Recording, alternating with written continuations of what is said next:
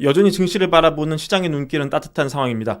오늘은 그동안 많이 올랐던 러셀 2000은 조금 하락했지만 다우도 오르고 S&P 500도 오르고 나스닥도 오르고 전반적으로 강보합 이상의 상황이었고, 무엇보다 한때 많이 올랐던 빅스 지수가 연일 하락을 하면서 또 3% 넘게 하락을 했는데 14.10이면은 사실 역사적으로 거의 가장 낮은 수준으로 유지되고 있다고 해도 무방한 그런 상황이라고 볼 수 있고요. 그동안 상방으로 이렇게 삐쭉삐쭉 올라가는 모습 사례 몇 번 있었지만 최근 5일 정도 데이터를 봐도 굉장히 안정적으로 낮아지는 모습, 전반적으로 증시에 오르기에는 굉장히 좋은 상황이라고 볼 수 있습니다. 하지만 저희 브랜베어 시간에서도 전해드렸지만 워런 버핏 같은 대가는 계속 현금을 늘리고 있단 말이죠. 버핏 입장에서는 그만의 논리가 있을 겁니다. 그리고 신중론을 펴는 사람 입장에서는 또 그만한 이유가 충분히 있을 겁니다. 이번 시간에는 이걸 먼저 말씀드리려고 하는데요. 자, 이 그래프로 설명을 좀 드리겠습니다.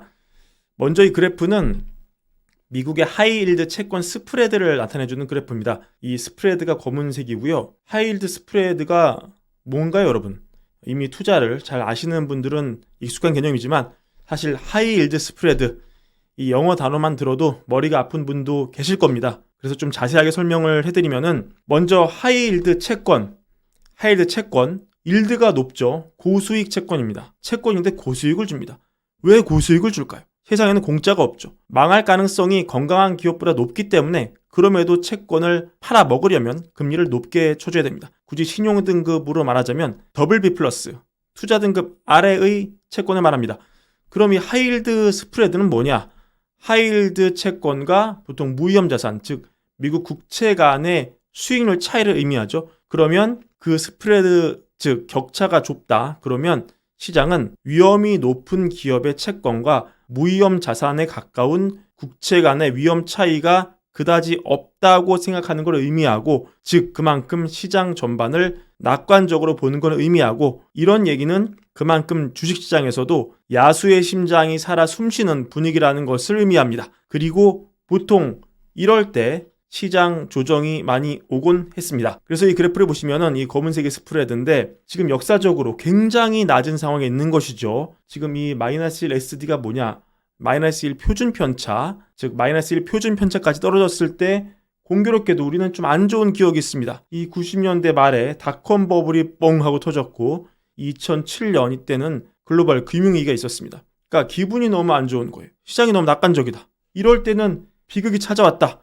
이런 생각을 하시는 분들은 충분히 지금 위험 자산에서 안전 자산으로 자산을 이동할 수 있는 그런 유인이 있을 겁니다. 아마도 워런 버핏도 그런 생각을 했을 수 있습니다. 이것은 제가 하이힐드 스프레드에서 말씀을 드린 부분인데 한번 쭉 읽어보시면 좋을 것 같고요. 아까 설명드린 내용입니다.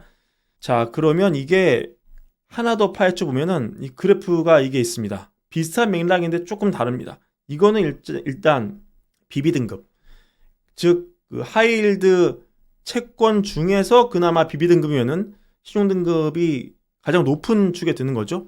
이 회사 채권 등급과 무위험 자산인 국채 간의 스프레드, 이걸 본 거예요. 좀 더 디테일하게 들여다본 거죠. 지금 보시면 큰 맥락에서는 아까 비슷합니다. 이게 내려가면 내려갈수록 시장 낙관론이 커졌다는 거 의미하죠. 그래서 보시면 이 초록색 그 시점, 이때 브렉시트가 와서 시장이 한번 깨졌고, 글로벌 금융위기 때도 깨졌고, 닷컴 버블 때도 깨졌고, 시장에 낙관론이 팽배했을 때 이때는 코비드가 왔고, 브렉시트가 왔고, 글로벌 파이낸셜 크라이시스가 왔고, 닷컴 버블이 왔습니다. 그럼 아까랑 똑같은 그림이잖아. 왜 가져왔어? 똑같은데 하실 텐데, 잘 보시면은, 자, 이 S&P 500의 변동이 있죠. 근데 보세요. 정작 여러분, 이 스프레드가 내려가고 있을 때 이때는 증시가 계속 달렸습니다. 이 내려가고 있을 때는 증시가 계속 달렸어요. 내려가고 있을 때는 증시 달렸습니다. 내려가고 있을 때는 달렸고 내릴 땐 달렸습니다. 그럼 언제 깨졌냐? 이 스프레드가 낮아지고 막 올라가는 순간까지도 증시가 보통 괜찮다가 굉장히 많이 오르는 시점에 이게 시장이 작살이 났던 것이죠. 심지어 닷컴 버블 때는 스프레드가 막 올라간 시점에서도 괜찮다가 한 2년 정도 시차를 두고 시장 급락이 빵 하고 터졌습니다.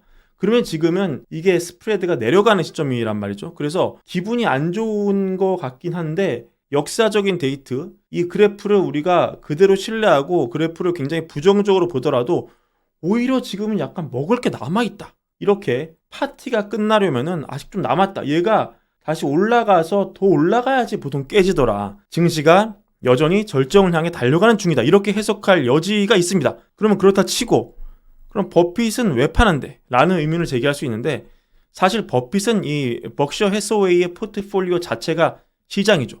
그 자체가 지수입니다. 실제로 이 벅셔 해서웨이의 최근 수익률을 보면은 거의 S&P 500과 비슷하게 움직입니다. 왜냐하면 워낙 사이즈가 커서 그 자체로 시장의 리스크 형태가 S&P 500의 그것과 거의 유사하게 흘러가기 때문입니다. 왜냐하면 자산을 많이 다각할수록 위험은 낮아지기 때문이죠. 하지만 이 놀라운 것은 이 광범위한 포트폴리오로 지수를 여튼 이기고 있다는 그런 겁니다. 여튼 버핏은 그 자체로 시장 조성자이기 때문에 굉장히 무겁습니다. 몸을 함부로 움직일 수가 없어요. 우리가 100만 원 가지고 투자하면 단타도 칠 수 있고 빨리 샀다가 팔았다 할 수 있는데 버핏이 그렇게 할 수가 없습니다. 버핏이 계속 팔면 지수가 내려가는데 어떻게 그렇게 할 수가 있겠습니까?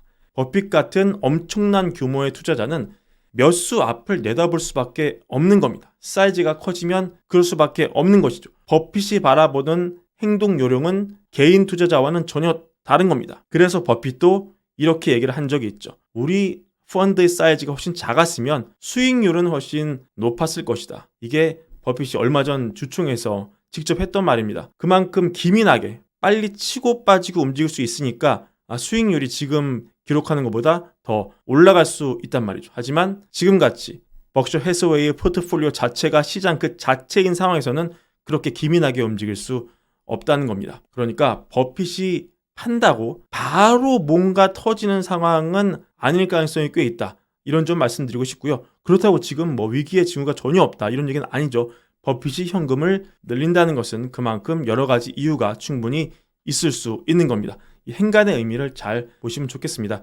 오늘 백화점 라인 중에서 비교적 가장 고가 라인 책임지고 있는 노드스트롬이 실적을 발표했는데 예상을 상회했습니다. 매출이 예상치가 33억 5천만 달러였는데 34억 6천만 달러를 찍었고요. 연간 매출 가이던스도 기존 마이너스 1에서 1% 증가 그 사이에서 0에서 1% 증가 사이로 높였습니다. 그러니까 그만큼 상황이 긍정적으로 바라보이는 것이죠. 노드스트롬 밝히기로 가격 민감도가 높아지고 있지만 고급 브랜드를 공략하는 전략으로 재미를 봤다. 즉 미국 소비를 좌지우지하는 중산층 이상의 소비 여력은 아직도 튼튼하다.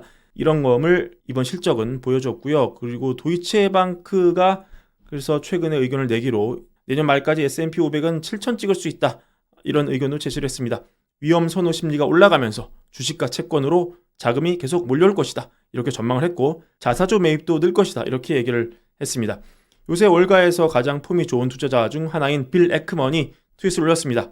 미국 관세가 트럼프 공약대로 이루어지지 않을 것이다. 25% 관세 없을 것이다. 근데 그 이유가 궁금합니다. 이유가 중요한데 그 이유가 이 주변국들이 트럼프가 무서워서 트럼프 말을 들을 거기 때문에 관세가 없을 것이다. 이게 이유입니다. 그래서 에크먼이 말하기를 트럼프는 관세를 무기로 활용해서 미국의 이익에 부합하는 경제적, 정치적 결과를 달성하고 아메리카 퍼스트 정책을 실현할 수 있는 그런 지금 상황이다. 이렇게 트윗을 올렸고요. 한마디로 멕시코, 캐나다 너네들 관세를 안 맞으려면 펜타닐, 미국 유입을 막고 불법 이민 안 들여보내면 관세를 안 맞는다고 트럼프가 얘기했기 때문에 당연히 말을 들을 것이다. 중국도 말을 들을 것이다. 이런 사고를 기반으로 하고 있고요. 마침 중국이 또 트럼프가 세게 얘기하니까 일단 꼬리를 좀 내리는 기미가 있는데 중국의 외무부가 말을 했죠. 중국은 이 미국과의 마약 단속 협력을 계속할 의지가 있다. 상호 존중과 어떤 상호 호혜와 등등등의 이유로 계속할 여지가 있다. 일단 이렇게 트럼프 비위를 맞춰주는 그런 모습이었습니다. 자, 오늘 준비한 영상 이것으로 마무리하고요. 월걸브 구독과 좋아요 많은 사랑도 함께 부탁드립니다. 감사합니다.